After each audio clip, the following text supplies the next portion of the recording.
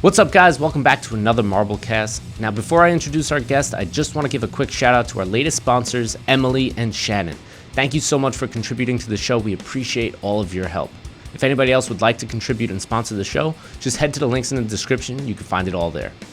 Now, today I have an incredible guest, Brooke Siem. Brooke and I met years ago in a weightlifting club when she was training for the CrossFit Regionals.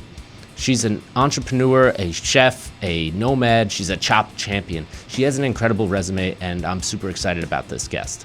So I hope you enjoy this episode. Let's check it out.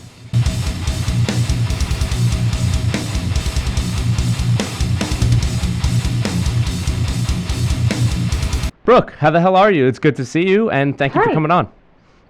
Hi, it's good to see you too. It's been a while. Yeah, it has been a while. I mean, we've only met like a handful of times anyway, but I see you all over the interwebs. You and I may have only met a handful of times, but I recall seeing you sitting in the corner, not talking to anyone in between lifts a lot. Oh, yeah. Antisocial lifting, I guess that would be me. Yeah.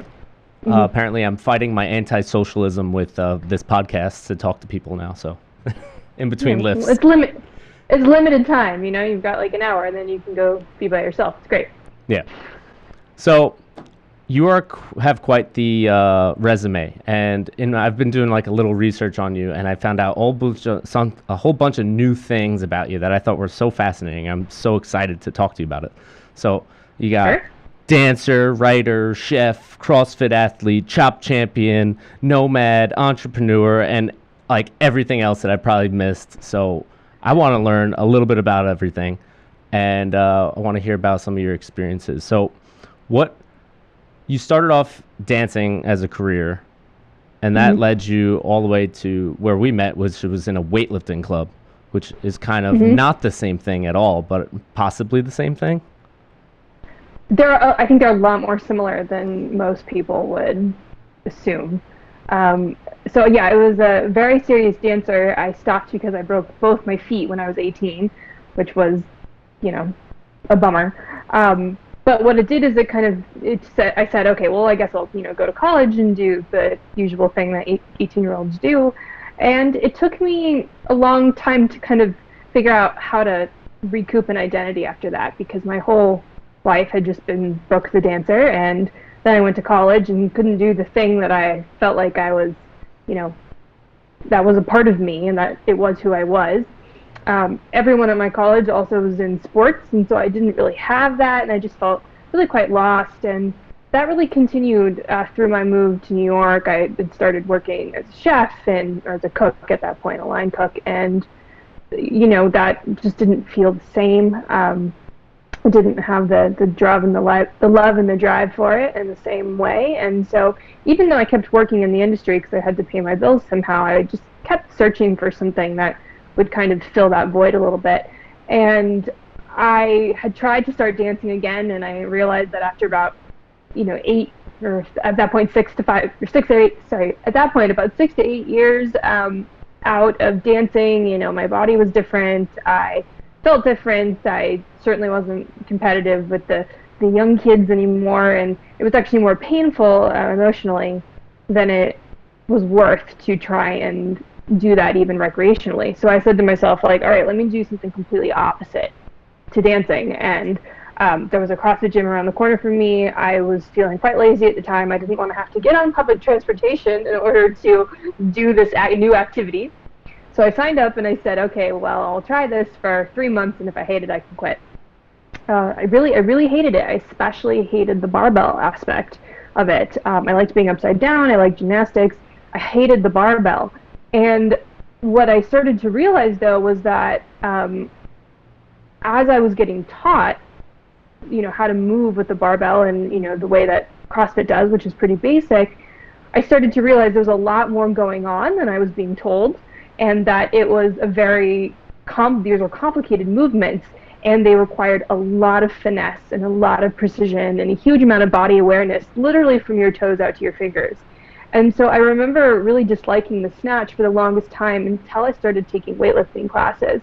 And at that point, and this was before I came to work with Polly, this was just with the dedicated CrossFit weightlifting. When I started learning the technique and understanding the timing, and I finally got a snatch that felt good, and it felt like dancing. It just felt so fluid and beautiful that something clicked, and I said, "Oh, okay, this is actually much more what I'm familiar with than I thought."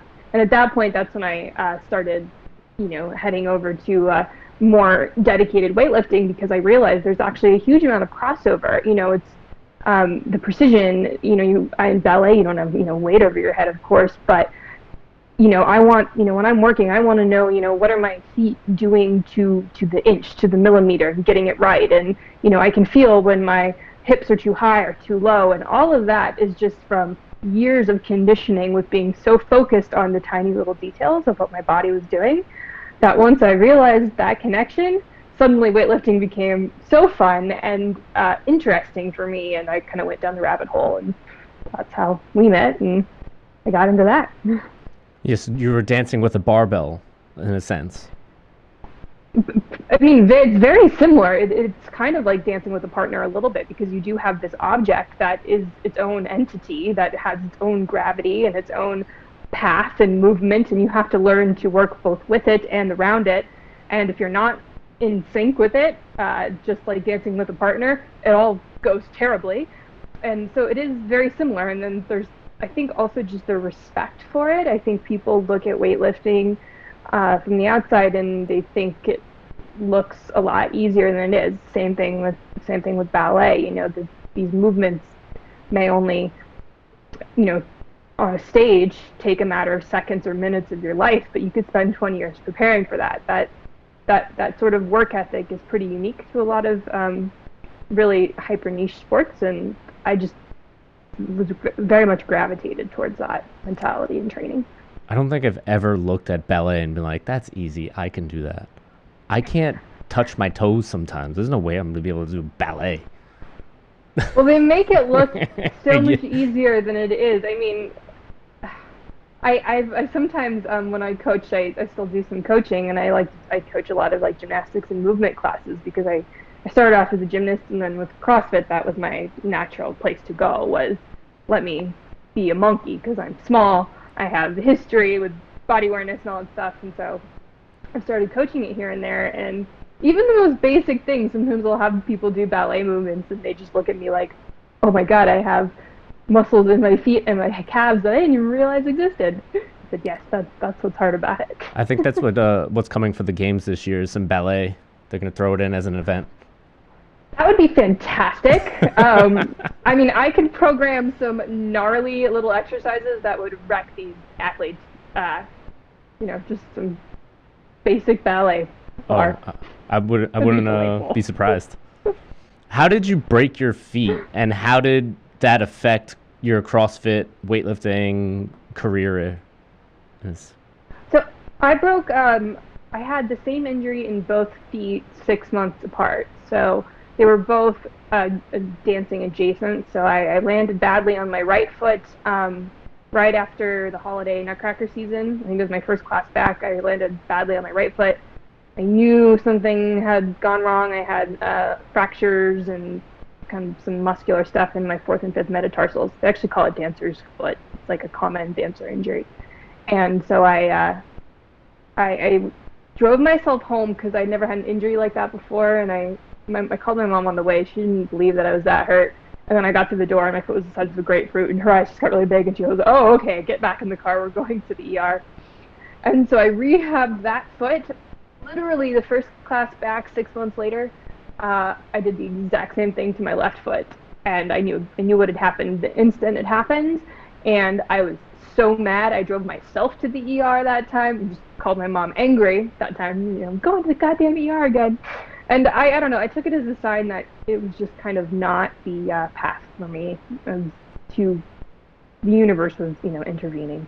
But I was really lucky that I think I was young enough and healthy enough that both feet healed really well. I haven't had any issues with those injuries moving forward. I've had plenty of other injuries that cause a lot more day-to-day strife than those two. Yeah, sure. Did that affect you feeling in your foot as you're pressing off the floor, or is it just it healed, it was fine? Yeah, it totally healed, it was fine. It doesn't affect any sort of press at all. My feet are yeah, I think the feet are just one of the most underrated, things in both weightlifting and ballet, the way you use them. So luckily, they were totally unscathed. And yet the most important part is where your feet are placed in all of these things. So And in the push through. yep. I guess that was just the universe telling you it's time to move on. Let's get to weightlifting. Yeah. Let's get you some strong feet. Yeah, 6 years later, let's get to it. 8 years later. So you went from dancing, became a chef and opened a bakery? Or was this during or before CrossFit career? Well, so no, it was about at the same time because I owned a bakery in New York. It was called Prohibition Bakery. So I was spending most of my time baking alcoholic cupcakes that people were delighted by. I'm really upset that I never got to try them. You never got to try one? Well, we do have a book. You can buy I'm gonna get the book. We're gonna get Brooke's book, guys, and we're gonna bake all of her cupcakes, or at least like 2 of them. Yeah, I can direct you to the easiest ones. But if you have a particular liquor you like, that's really the recommendation. Scotch, rum, tequila, whatever. Just go straight for this. But I've always been a very physical, athletic person, and when I opened the bakery, at that point I think I had like a Globo gym membership that I wasn't using, and I just felt it. I just felt like kind of an unhealthy, slovenly person, and it just made me feel itchy almost. And I was also I was really struggling with back pain because I had an injury as a kid that actually is causing me more problems than most of my injuries. But being hunched over a kitchen prep table for 14 hours a day was really creating a ton of problems in my neck and back. And I've been going to physical therapy and all that jazz, and it kind of wasn't doing all that much at the end of the day. But when I, after about maybe 6 to 8 months of running the bakery down on the Lower East Side, I was just like needed to exercise because I was eating cake all day long. And drinking alcohol. And drinking alcohol. I mean, it was, a diabetic dream, but I just like really needed to work out a little bit. And so that's part of the reason why I said, okay, well, ballet is not really cutting it. Let me do something much more intense, much more extreme. At the time I said maybe martial arts, maybe boxing, maybe CrossFit. CrossFit was the closest, so I started with that. And so then it became this kind of dual thing. I started living these kind of 2 lives. I'd be at the bakery in the morning up until 7:30, 8 at night. I would take a cab up to the gym, work out at 8:30. That was the class I took. It was the only one that I could fit into my day. And then I actually started, the bakery was at that point working fairly well. I had a business partner, and I started doing a lot more work in the fitness industry just on the side because we had gotten all the kinks out of the way. We had hired some employees. We had a little bit more time. So that's when I started really getting into it and training for regionals and, taking dedicated weightlifting classes and kind of getting to know the business and the history and background of fitness as opposed to just, being a casual 1 hour a day gym goer. Yeah. You can't do CrossFit casually and make it anywhere. CrossFit casual is just for the general population. But you made it regionals team in, what was that, 2013? 15. 15. Oh, okay. 2015. What do I remember that being earlier? It was the first year obviously. when they did the super regionals. So it was no longer Northeast and all that, and they just combined it all into East, West, South, North, or whatever it was. So you did the one where they took it out of the Reebok Center, right? It was in Albany? No, it was maybe. I thought it was somewhere in Massachusetts. What did you do the Reebok one? Yeah, it was. In, so I was the alternate for the one that was outside in 2014. The Reebok that one. was the Reebok one in Massachusetts. Yeah. Okay. Yeah, so I was the alternate for that team. So that being the alternate, like any alternate in any situation, it's both great because you get to really kind of see how it all works from the inside and you understand what it takes to train. You're also really angry about it. And so then you kind of go into the next year with some fire under your butt to make sure that doesn't happen again, which is exactly what happened to me. So we were at the big Coliseum in, I think it was Massachusetts, or maybe it was Albany, I don't remember. But it was indoors. Like, I remember being in the corrals in the back. It was, where they do major sports events, so it was pretty cool. What team did you CrossFit with? We were the New York, or not the, no, we were the Rhinos. Rhinos, So, I remember that, yeah.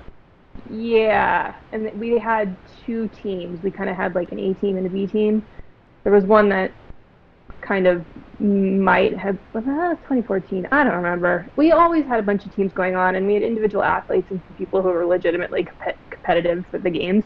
So it kind of blurs in my head a little bit. We wouldn't have gone to the games unless, like the top 10, all came down with the same flu the night before. But we weren't at the bottom either. We were just solidly in like top 15, but not really near games level. Was that CrossFit Union Square? No, this was Reebok CrossFit Fifth Ave. Right, okay. So Union Square, I think, had maybe opened around that time. I can't remember the timeline. Yeah, I'm lost on it also. What is it like to qualify for regionals? So you have to do the open, and how does the criteria work for each individual athlete? Because I've never really understood it. Well, I don't know if it's the same now because a lot has changed even since 2015. At the time, the way it worked was that you competed as an individual in the open, but that your scores ultimately went towards the team's score. So it was really beneficial because if you, maybe had like 8 athletes who were potential regional team competitors, you could all just kind of have them work their asses off in the open, and athlete 1 might put up the top score for workout 1, and athlete 5 might put up the top score for workout 4, and a couple of them might put up the score here or there, but you didn't necessarily have to pick the team based on the people who scored in the open. So for example, like my strength has always really been gymnastics. I was getting pretty strong, especially for my size at the time, but it was really the gymnastics aspect that I had a huge advantage of over most of the other people on the team. So for certain workouts, I was always, my score was going to contribute. But then if you look at my open scores from 2015, it's really funny because I'm like, I can't remember exactly where I was, but I was pretty happy with where I was, like, top 200-300 for most of the workouts. And then the final workout, my engine is terrible, especially like a cardiovascular engine. So that was, one of the classic rowing thruster workouts, and I got like, I don't know, 8,000th place. And so overall, I just plummeted way down. And so from an individual standpoint, I did not do well compared to everyone else on the team. But because I was so strong in the gymnastics aspect, that's why I ultimately got on the team. And then if there was an endurance workout, we all just kind of like, said, well, Brooke will try, and we'll try not to make her do very much. The downfalls. But then she's going to go do a bunch of muscle-ups later. Yeah, there's always something in CrossFit that we're going to be horrible at. And for me, it's everything, but whatever. Yeah, I don't have... I think ballet is such an anaerobic sport. I blame a lot of it on that. I mean, we all have our weaknesses, but I'm great anaerobically. I lose my gas after about 2.5, 3 minutes, and I'm just not great at maintaining it. I've never trained a sport like that. I think there's a lot of value in being a well-rounded kid, because when you go to be an adult, I think you do have a bit more edge to be really good at everything.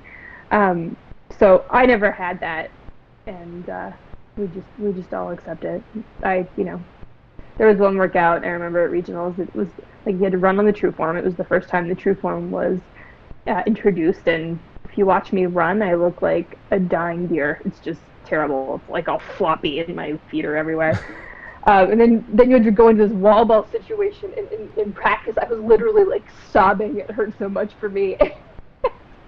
And at the actual games, the regionals, the only airtime I got is this slow pan of me running like a complete idiot on the treadmill, just looking like it's the worst thing that's ever happened to me. And then, I had to run and do my wall balls with this poor little judge who I knew felt sorry for me, because I'm also super short, and the wall balls were like 14-foot targets, and so it was just the worst workout you could ever create for me. And even the judge was cheering me on because I was all by myself in the middle of the floor. And then there's another photo of me that just like literal tears in the middle of the workout because it's so bad for my skill set. I know you write art, or you have written articles for Barbend, and you wrote an article Yes. about your experience in regionals and what it's actually like as a competitor. Can you give a little Mhm. glimpse of like you arriving and going through Dave Castro telling you the workout of the day is this thing that you're never going to be good at, so good luck, and then your feelings towards him at that moment? Well, so I think there's just a very real difference between being a regionals level competitor that is never going to go any higher and being a games level competitor who is using regionals as a stepping stone. For us, we knew that we weren't going to qualify, so we had worked for regionals. That was our big deal. So for me, I was so just kind of happy to be there, that it's just a little bit of a different mentality. Especially, you are certainly a little starstruck perhaps by the people around you, who are well known in the space and extremely good at what they do, and it's just so obvious in CrossFit that you're not that good. Like, compare in the same way. I mean, at the Olympics, everyone is really, really, really good, right? You don't have some regular average Joe trying to run the 100-meter dash next to Usain Bolt, right? Like, everyone's really good. And so it felt a little bit like I felt like such an imposter in a lot of ways at regionals because it was just so obvious that I wasn't as strong or as good as some of these other people. So I kind of had to work with that the whole weekend. But on the other hand, I knew how special it was to be there. So we showed up on, it was a 3-day competition at that point. And so I think we showed up on Thursday, and, you know, you get, you get some swag, which is pretty great. I got rid of most of my regional swag though for one reason or another. We had this like yellow highlighter shirt that was just, honestly, it was terribly ugly. So I Yeah, ended up getting rid of anything it. bright yellow. A highlighter yellow, yeah. Yeah. But it felt kind of cool to walk around there in that environment and have that because you just knew that it was, because you had created this accomplishment. And so everyone checks in, and, we had a hotel kind of nearby. And in the morning, we'd have to be there so early in the morning. Maybe the first heat would start around 9 o'clock, but we would get there around 7 o'clock, and there'd be a big briefing with all the athletes. And so Castro, because all the regionals happened, I don't know if they happened at the same time, but there was like multiple happening at once. So Castro would show up for like one day or one part of your day and then go off somewhere else. So I don't remember seeing him until I think the very last day. And so there were other people who were in charge of the event who would give the workouts and whatnot. So, we would be sitting in the stands in the stadium. If you imagine, standard sports arena, we'd all be in there sitting with our team. And by that point, we knew what the workouts were. They had been told ahead of time, and we had been practicing. But you still have to go over all the standards, and there's someone demonstrating, and there's time for questions and answers, which was always sort of amusing because people would, I specifically remember, like, we had chest to bars, and someone raised their hand and said, like, they were saying, okay, your chest has to touch the bar in order for it to count. And someone raised their hand and was like, so what if, like, your lower neck touches the bar? And you could see the person who was giving the standards to say your chest has to hit the bar. And so it's like any group event where there's always someone asking a question where you just kind of, your mind blows at how they don't understand what it is. That's every day of my life. And is that, oh yeah, is that every day of your life? Okay, well, it still happens at the higher levels, and it's just kind of a little baffling. And then from there, I mean, we had like kind of, I don't know what they'd call it, but basically one of the big rooms. We didn't get locker rooms or anything like that. It was basically this big kind of, like a banquet room that they'd say, okay, athletes go in there. And so the big thing in the morning was to try and get like a good spot on the recovery floor that wasn't near the trash cans, because the teams would just, bring chairs and kind of like a picnic. It was like a campsite, and you didn't want to be near the bathrooms or the garbage, because you'd literally be trying to sleep when you could, or trying to hit one of the little recovery pods or something like that. So we'd all go in there, put our stuff down, and then as soon as we went over the standards, which maybe took an hour, they'd kind of say, all right, first heat, is going in an hour, 2 hours or whatever. And then they had a warm-up gym, but, you were kind of fighting over the equipment. I mean, literally 2-3 air bikes for, I don't know, how many competitors were there? 20 100 people at heat. Yeah, so there was a real sense of trying to hop on things when you could, and 0 to 100, you didn't get a chance to go touch the equipment beforehand. So you better make sure you've warmed up, and then what happens too is you have this warm-up gym and you go through everything, you go through your strategy with your team, and then you get corralled into, like, they literally look like cattle corrals. You've seen them on the games, and you just stand there and wait. And so if you have a 20-minute workout that's going on and there's people doing the 20-minute workout, you might be standing in that corral for a half hour, like, fighting the urge to pee, throw up, or just get cold. And then finally they say, okay, time to go, and you go out there and you do your thing. And it is a bit chaotic out there just because, again, you don't get a chance to practice on the actual floor. It's very real that there are good judges and bad judges. We maintained from the beginning, like, we had a judge that just kind of, like, literally did not seem to get the very first workout and what it meant. It was a synchro one, and she was straight up judging us wrong, and that really killed our chances of at least doing as well as we could have on the standings from the very beginning, because, like, it was to the point where the head judge is coming over and we're having a discussion in the middle of the workout about why we're getting no reps, right? I mean, so that happens. There's nothing you can do about it. Yeah. It's just part of the game, and you just kind of gotta let it go and accept that that's the way it's happening this round. That's the tough thing about competing in CrossFit, is that the workouts are never really the same. Some of the standards might be the same, but then it's a different thing when you add team and you add synchronization. And the judges, it's hard. Sometimes you can't see everything. You're not in the right spot. And even the movements, like, everybody has questions about the standards because you're given a different workout. It's like, well, yeah, I understand that, but what if this? What if that? And it's like everybody wants to try and manipulate the workout, make sure that if they sort of cheat it, it's within the rules. And it's like you're fighting for time, you're fighting for weights, you're fighting for everything, and that's why CrossFit gets this, like, bad stigma about it, because there's so many different components to it that it just seems silly. It's kind of baffling to me that people, like, bag on the the unfairness or the subjectivity of CrossFit judging, because, I mean, some of the most popular sports in the world are completely subjective and corrupt. Yeah, so, all of them. All of them. Gymnastics, anything with a person judging someone, it's going to go south somewhere, and there will be bias, and there will be things like that. CrossFit's really no different. It's super frustrating that they haven't figured out a way to rectify obvious mistakes. Like, the issue here is our judge, I mean, for us, it was synchro, and the rules were that to have it be determined as synchro, especially if you have athletes of severely different sizes, your chest had to hit at the same time, hit the bar at the same time. That was how, as long as your chests were hitting at the same time, that's your synchro. Our judge was determining synchro as whether or not people were kicking at the same time at the bottom. Oh, okay. It was just the completely wrong way to judge it based on the standards that we had sat through for an hour. So it was frustrating that we got penalized because our judge didn't understand, and there was no way for CrossFit to rectify that. Had we been seriously competitive, it probably would have killed the weekend, which I think is infuriating if that's how you're making your money as an athlete. But that wasn't the case for us.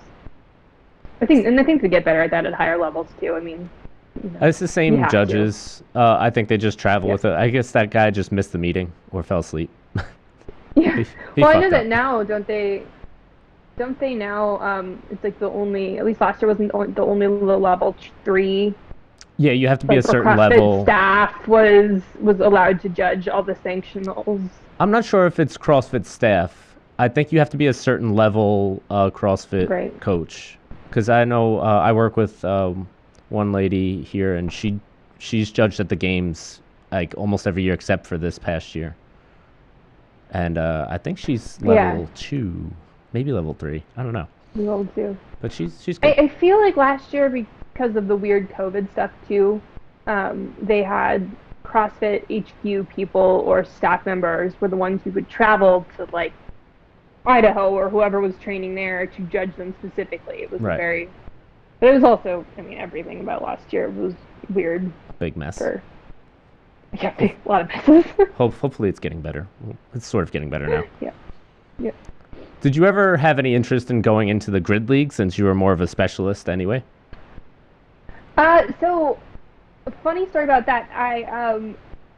I worked for the New York Rhinos for 2 years. So I mean, the grid league was such a. I have conflicted thoughts about it because on the one hand it didn't work, but there are a lot of there are startups that fail all the time.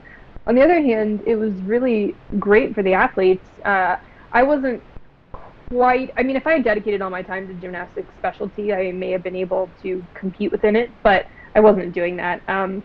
Instead, I at that point was doing some kind of freelance work on the side, and so I worked on the for the New York Rhinos, doing all their social media, and I did all the photography, and it made sense at the time because I was part of one of the owners of the New York Rhinos was the people who owned Reebok, CrossFit Fifth Ave, and CrossFit Union Square. So we were all just kind of connected, and at that point I was only working at the bakery part-time, and kind of just starting to write and work with the David Tao, the owner of Barbend, and so I started just kind of working with them, and I would travel with the team and do all the photography and whatnot, and kind of I was a little gopher on a small team of people. So it was really fun to watch from the inside. We had so many just the top level athletes on our team.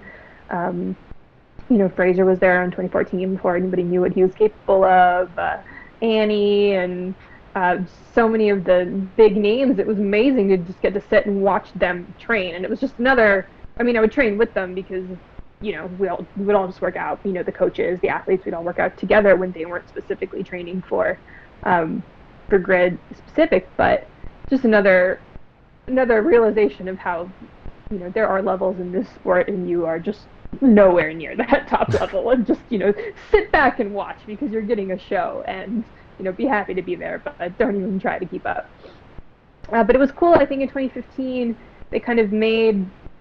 It wasn't just the 8 teams that around the country. They had kind of like a feeder league that I think they were trying to build, and I got to compete a little bit in that, which was super fun. I mean, again, anaerobic, competitive, and speed. For me, those are what I like to do the most. So I really loved that. I just had to go hard, do my thing for 30 seconds, run off, tag someone. It was perfect for me, and then, kind of didn't really go anywhere. I think the concept of the grid league was really awesome. Like, it specializes everybody. It was very fast-paced races, which were kind of cool. And the way they structured it with the lifting, where like 2 of the athletes would carry the bar and then they would pass it along. It was like it was kind of cool. But if you wanted to try to get into that at a low level, it would have been really hard because you would have had to have the space in a CrossFit gym with the amount of people to practice with, and it just seemed like there's no way to really market that for athletes other than once you get here you learn about it, but like to practice it, like it's kind of tough, I think.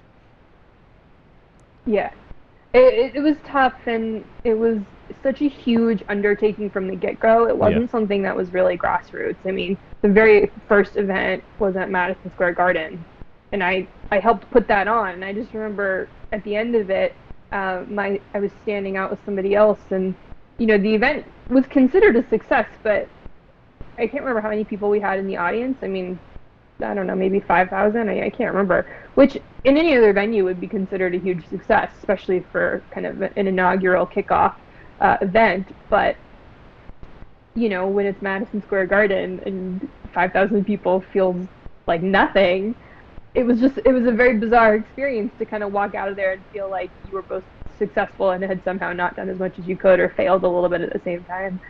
And we just walked out. It was really late, like midnight, and we looked at each other and just said, if nothing else, we just put on an event at Madison Square Garden, and not a lot of people get to do that.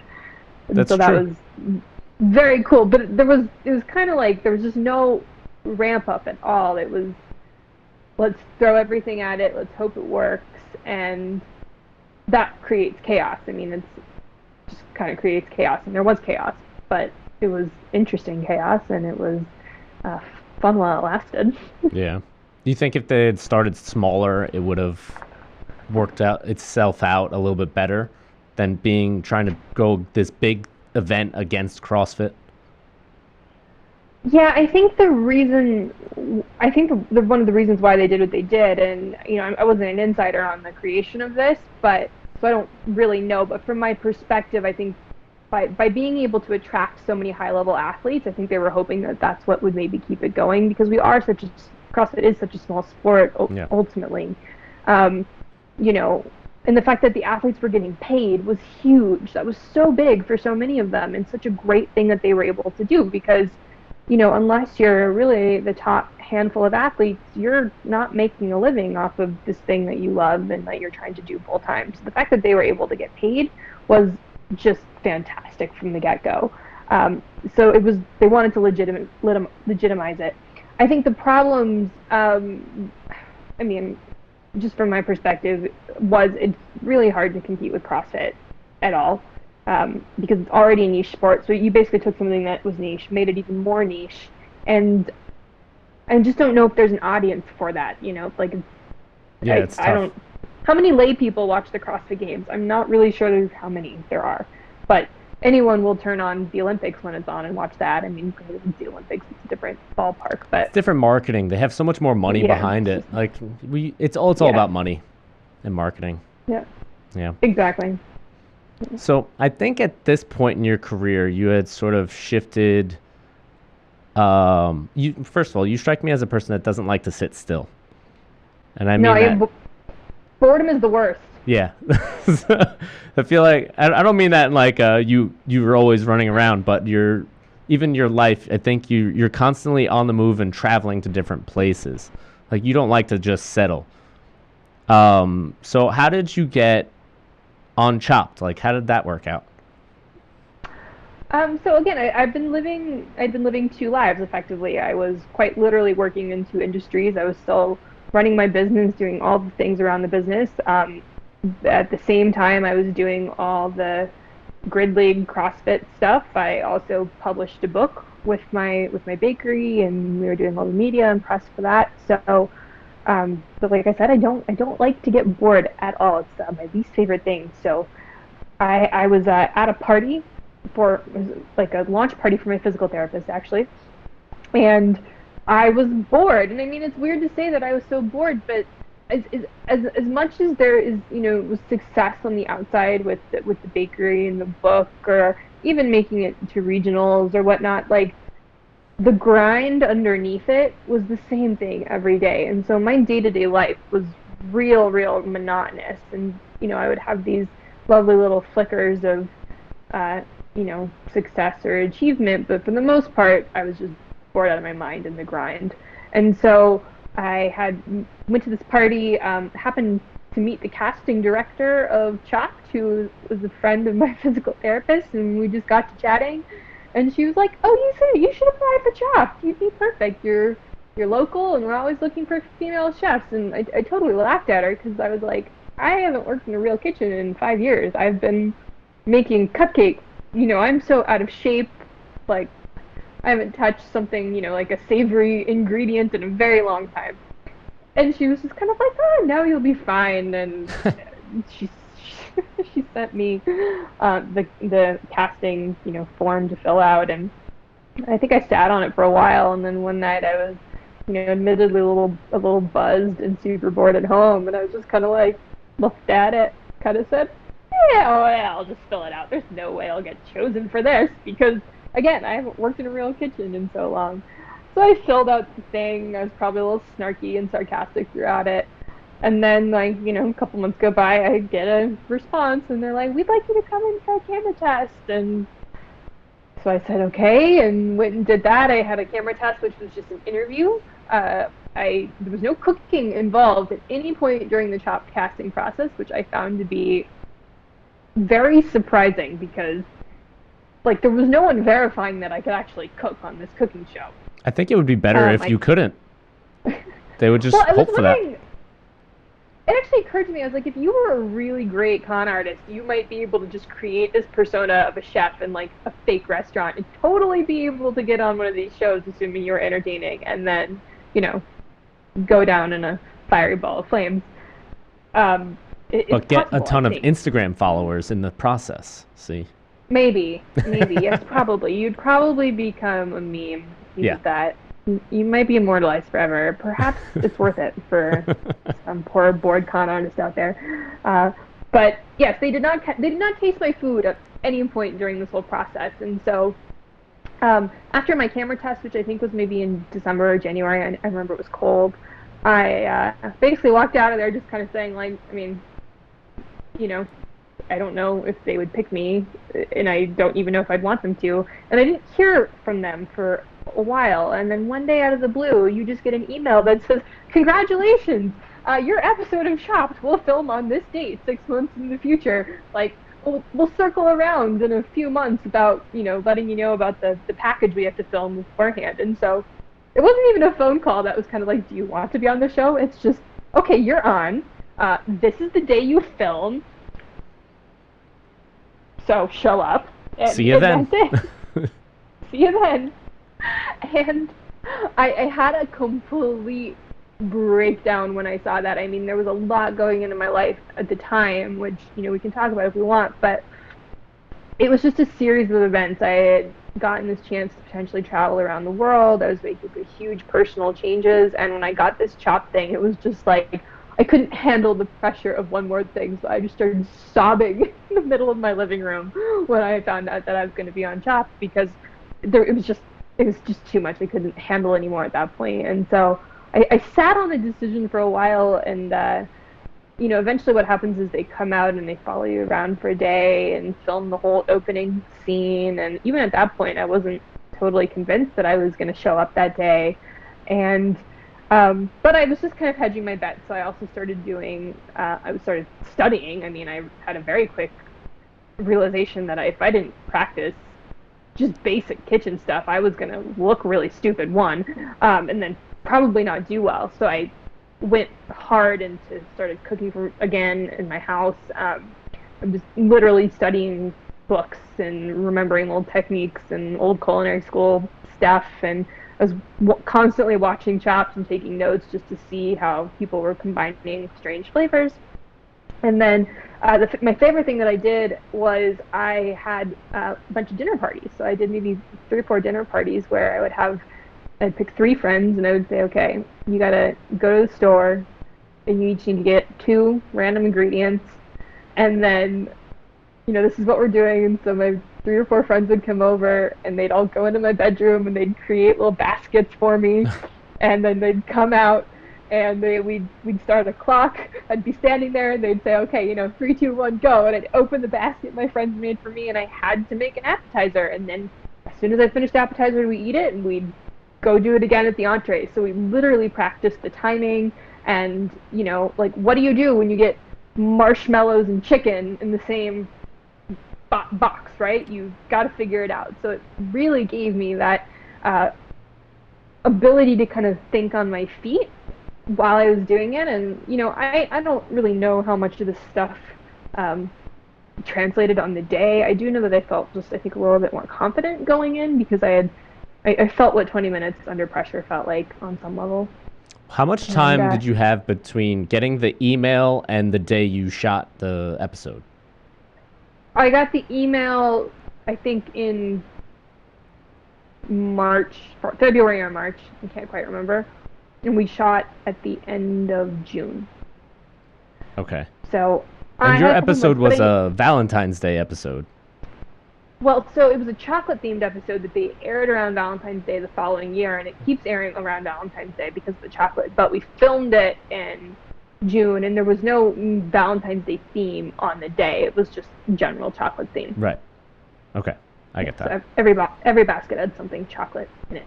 Yes. So I recently watched it, and because I had been looking for it for a while. When you first posted about it, I was like, "Oh, wait, I got to watch this." And then I forgot about it, and then I kept looking for it, and I finally found it on Hulu last week, so I watched it. Yeah, it took a while for it to come on Hulu, too. Yeah. So I finally watched it. Episode 30, season 32, episode 6, guys, if you want to go see Brooke Siem on Chopped. Called Chocolate Obsession. Chocolate Obsession. It's a good one. I didn't like your judges. Your judges were mean, and they weren't the regular judges. They were the throwaway judges. Yeah, I'm not allowed to. I feel like I'm not allowed to say that, but I said it. It's okay. You make some apt observations. I really don't know. I mean, like, we were not the most elegant group. Let's put it that way. There was none of us were in there who were just heads and tails above the other person and like, executing to a level that would blow anyone away. We were all a little clunky. And so I was also a little disappointed that we didn't have some of the more well-known chefs as our judges. On the other hand, those judges can be really mean, and they are very, very scary to go up in front of. So it actually may have been a kinder judging, than had we had some of the old staples. But the other thing too is that the editing that goes on for Chopped is just outrageous. Like, I was so shocked to watch the episode because the tone of the judging was night and day different than the tone of the judging when we were actually in the production. I mean, they were certainly harsh. Sometimes I feel like it was warranted. Sometimes I feel like it was, for the cameras. I mean, part of the way that filming these reality shows work is that, every person on set has at least one, if not a couple, cameras on them at all times. And so the idea is that you give the editors so much to work with, so many sound bites that and like full sound bites, they have to be editable, that they can go through and create the story they want. So, for example, if you had the judges that were maybe they spent an hour, well, because each person would get at least a half hour on their dish critiqued. So if for the first round with 4 people, it's 2 hours of judging that's edited down into literally a minute, right? So there was a lot more going on than you see. But like, let's say for your half hour of judging, they spend 10 minutes talking about what's good about your dish. Everybody has full, complete sentences about what's good about your dish. Well, then maybe you have one thing that's not particularly great.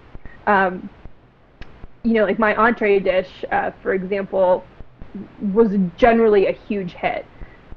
I put some almonds on it that they decided weren't necessary, and my potatoes were a little undercooked. And so, a judge might say, or say in a regular environment, like, this is delicious, your potatoes are a little undercooked. And then you'd say, yeah, I know. In television world, they're stone-faced, they're super serious. Everybody has, like, a 5-minute long diatribe about your undercooked potatoes because they're trying to give the editor something television-worthy to be able to edit with. And then so when you go and you actually watch the show, it's like they're ripping apart my dish, when in reality they weren't. My entree dish was so delicious that I've since made it again. It was just outstanding. But that's not the energy that was shown in the editing room. My favorite part of that was you were so excited about the sauce you made, and she just looked at you and goes, hold on, what about these potatoes? Let's not get ahead of ourselves here. Well, exactly. But in the actual judging, like, the main comments were just, you packed so much flavor into this dish in such a short period of time. I mean, I think there are a few tricks you can do on Chopped in order to make yourself more competitive, and one of them is to make things taste like they've been cooking for a lot longer than your half hour. And so I kind of hacked that for that dish, and whereas everybody else had, made other mistakes, or maybe their flavors were a little thin, like, you couldn't argue with the amount of flavor that I had packed into a dish in a half hour. So the potatoes were not what was going to get me sent home. It just wasn't going to happen, and I knew that after the entree round. I totally thought I was going home after the appetizer round, though. That was with the crabs that you dropped on the floor. That was the crab, yes. There was a crab that was dropped on the floor. It was dramatic. It was extremely dramatic on set. Yeah, so I was deep frying crabs, and I dropped one on the floor, and, timing-wise, I didn't think to do 5. I did 4 because that's how many I needed. And so I was standing there, and I was at the very end of the lines, closest to the refrigerator, so no one was, running around in front of me. And it felt like time moved really slowly, because I was standing looking at this crab, one, in a little bit of shock that my crab had fallen on the floor. 2, I was also trying to think, like, oh crap, like, what am I going to do? Do I have time to do this again? Also, like, my worst nightmares are coming true. I am, going to be embarrassed on national television. And then kind of reality hit, and I was like, oh, shit, there's a crab in the middle of this floor where people are running back and forth like crazy. It's really dangerous to have there. Someone could slip. So I reached down to pick it up, not because I was going to serve it, but because I didn't want someone to run by on their way to the refrigerator and slip on my crab and break an ankle. So I reached down to grab it, and I just hear this booming voice like God that says leave it, and it's the executive producer, and it scared the hell out of me. And the next thing you know, it was like a bunch of vultures just come in, all these cameramen, like 3 or 4 of them, zoom in on this crab, like literally on the floor, crunched over, zoomed in on this crab, getting all the angles, because they needed to document it. And it wasn't until after they had documented my fallen crab that they removed it, so nobody would fall on it. So they came behind you, shot the crab on the floor while you're trying to cook, and at that point, yeah. What are you, just staring at them like, what the fuck are you doing? Well, I think at that point I just moved on because I had a problem to solve now. Yeah. But the thing about the chopped set is that it's really brilliant in the way it's designed. It's basically like I mean, I can't remember exactly how many cameramen were there, but each of us had at least 1 or 2 cameramen on us at all times, and then there were a variety of other cameramen that were kind of buzzing around in various ways. So the set is designed for them to get all angles. So I remember at one point I was working on the stove, which so the way the chopped is the majority of the time you have your station and the camera's facing you, and then if you turn around so your back's facing that camera, you've got your stove. So I was cooking on the stove, and out of the corner of my eye, I see a brick move out of the set. So there was this tile backsplash brick thing, and I see this brick get removed, and I looked at it and just was like, what is happening? And the next thing I see, it's a camera coming right, like a camera lens coming right through. So they've created a set in which the cameramen can run all the way around it and remove pieces of it in order to put their camera so they can catch all the action as it's happening. So. And one of the things they tell you too is they're like, ignore the cameramen. Don't, they know how to get out of your way. Don't stop doing what you're doing because you're there. Don't, apologize and whatnot. I mean, they will get out of your way. So you just kind of, take them for their word and try not to barrel anyone down. But they're everywhere. That's awesome. All right. What is Ted Allen like? Because is he awesome? Because he seems awesome.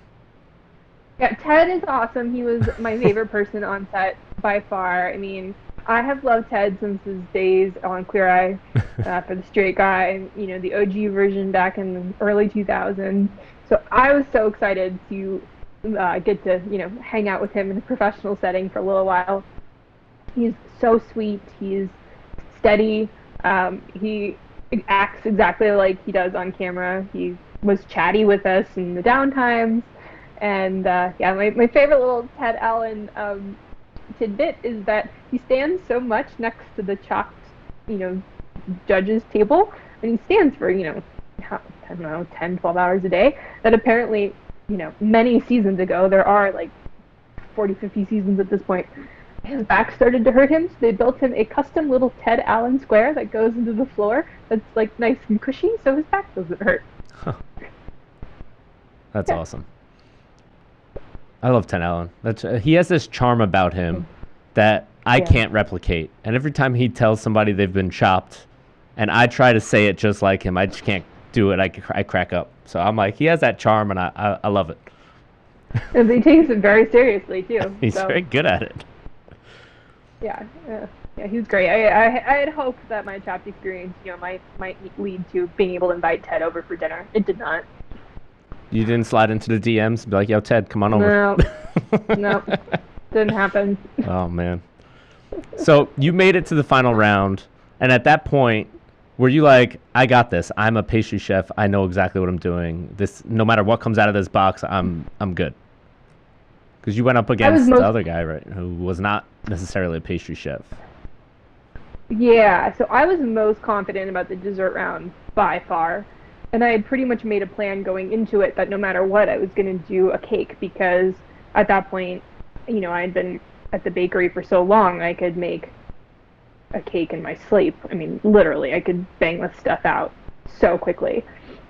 And kind of like I said earlier, where, there are a couple little techniques to kind of, I think, doing a little bit better in chopped, and one of them is again doing in a short period of time what you normally would take longer to do. So most people in the dessert round won't bake something because it takes a while. It's can be kind of finicky. They'll do something a little bit, easier, more straightforward. So I knew that baking a cake was not only going to be something that I could do no problem, but that would kind of win me some points in the judges' eyes. And it did. And I also was used to kind of creating, when you're working with booze and, non-traditional bakery ingredients, like I was at the bakery, I was used to combining a bunch of weird flavors together.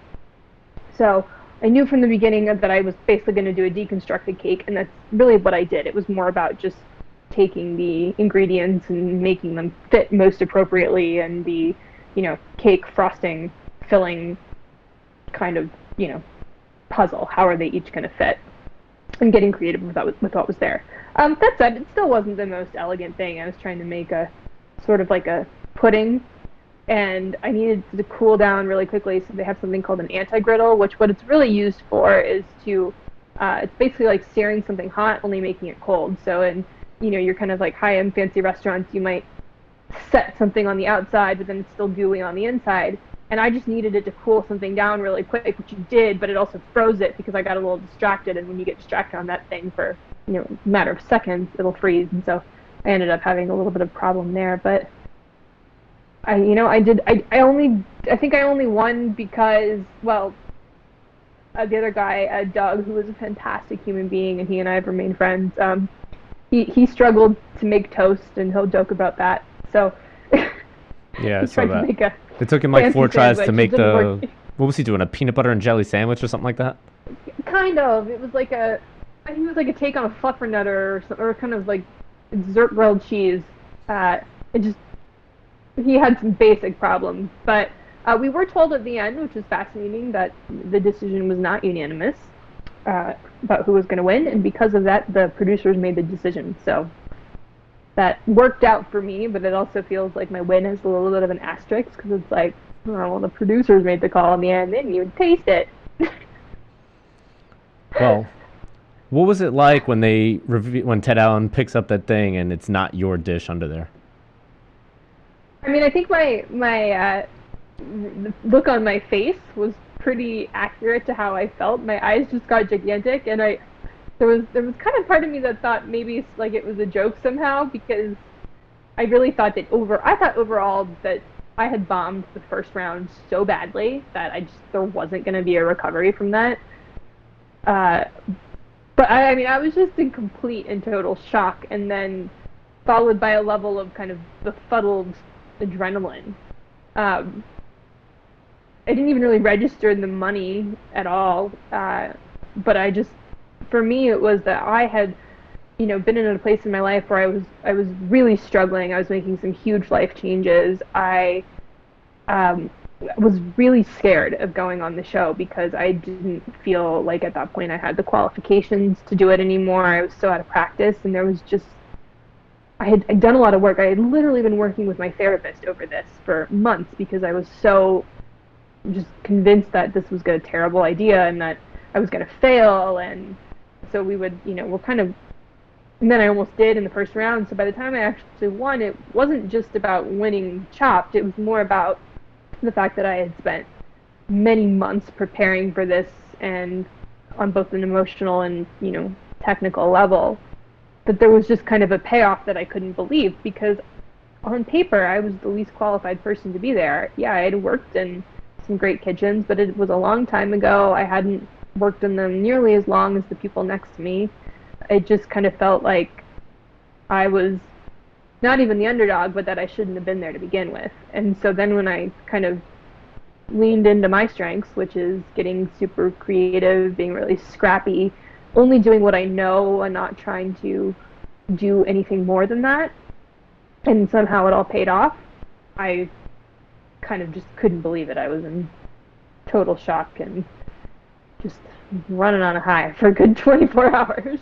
Yeah, it was awesome. I'm very happy that you won and you got all that experience. And Unfortunately, I have to cut this podcast short because I've run out of a bunch of the space, and we didn't get to talk to a lot of the things that I want to talk to you about. So I'm going to have you back on, and we'll get into Absolutely. everything that you're actually working on now, which I think is ties into what you were going through before you went on Chopped. Yes. If you want to touch on that real quick, please go ahead. Sorry, I had to keep it short. Well, yeah, I mean, if people want to learn more about my story, they can go to my website. It's Brooke Siem, Brookesiem.com. And basically what had happened to me is that when I was a kid, my father had died and I was medicated in the early 2000s on a cocktail of antidepressants and whatnot. That's, it's fairly common to do to people in grief at this point. But through a series of kind of just small mistakes. My drugs had never been monitored. No pharmacist or doctor or anyone had ever questioned the length and amount of these drugs I'd been on. And I was a kid at the time, so by the time I kind of aged into adulthood, I had assumed that these drugs were needed because I was somehow broken or deficient or something. I needed them, right? Because I just was being told by doctors that I needed them, and so I kept staying on them. And I was on them all throughout my 20s until I hit 30, and I had a realization that I kind of had realized I'd spent more than half my life on these drugs, and I wasn't better. I was very, very unstable and super depressed, and there was just the realization that, like, well, if these drugs were working, why am I still, completely depressed and, suicidal? And so I said, all right, well, I need to get off these drugs in order to at least find my baseline and then figure out what different drugs I need to be on. And so I started withdrawing off all these drugs, and that process was very much, again, it was not well monitored by my doctor, who didn't, now I know she didn't know what she was talking about at all when it came to this stuff. And so I ended up in really severe antidepressant withdrawal for about a year, which is a very real thing that can happen to people, especially if they've been on these drugs for a very long period of time. And so I really didn't know how to operate on any level. I mean, my emotions were all over the place. My physical body was kind of rebelling in many ways. I was having memory problems, and that I was, in kind of the throes of early withdrawal when I heard about CHOP. And so part of the reason why I was so reluctant to do it was because I was quite literally scared of having, an actual, mental breakdown on television, because it was happening to me in the prep up to it. And so that's part of the reason why I was so involved with the therapist at the time and just kind of really nervous about all this stuff. And so Chopped was kind of one of the first moments that I had that felt kind of like triumph, that maybe I wasn't going to be in this state of, psychological kind of hell for a long time. And it's just one of the first moments of light I had and accomplishment, and so that's why it was so important to me. And then what ended up happening is I left New York, I left my business. It was just kind of this big, let's erase everything that was and start over. And I traveled around the world for a year while still working through all this withdrawal. And then at the end of the year, I just started writing about the situation, because the more I learned about it, the more I'm realizing that there are, quite literally, hundreds of thousands of people around the world who are suffering in the same way, where they cannot get off these drugs. And the psychiatric community is really starting to make some changes and acknowledge that this is a huge problem now that people have been on these drugs for decades rather than a few years. And so changes are being made, but in the meantime, I've written a book about the experience, and that is with my agent, and we're trying to get that sold. And that's kind of where my true life's work is, I think. I love that I still get to work as now I teach cooking classes online. I do a lot of recipe development. I'm not in traditional kitchens anymore, but for me, I love it because cooking has been a safe space my whole life. And so I still get to, come back to the kitchen and, make my living cooking in this way that feels really safe, whereas so much time spent in this particular area of the mental health and, psychiatric world, there's a lot of pain there for myself and for a lot of other people. So it's nice to have this foil that's just so light and without, sugar and whipped cream and, delicious vegetables. So it's lovely how these things have come together. But that's what I'm doing now, and I'd be thrilled to come back and talk about that again. Yeah, I'm so sorry that I've run out of so much space. I forgot to clear out some stuff, but listen, I could talk to you about all this stuff all day because the hour flew by. And thank you so much for coming on here. Appreciate You're welcome. Thanks for having me. Yeah, this is awesome. We're gonna have to have you on again because I want to get into more of that stuff. I think you have an incredible life, and I think you're doing awesome. So, anybody who wants to check out what Brooke's doing, check out brookesiem.com. All the links are in the description, and follow her on Instagram because she does some cool hacks and some good cooking stuff, and she's got a lot of information. So check it out. I do. Awesome. Well, thank you so much. Thank you. And don't forget, guys, age is inevitable. Weakness is not, so get out there and lift some shit. We'll see you next time. Thank you so much. Thanks for watching today's MarbleCast. We hope you enjoyed this episode. Hit that subscribe button so you don't miss out on any content. Check out our Spreadshirt shop to grab some swag. And if you would like to support the MarbleCast, please head over to anchor.fm. All of the links are in the description, and it helps us out to keep the channel running. Thanks so much, guys. See you next time.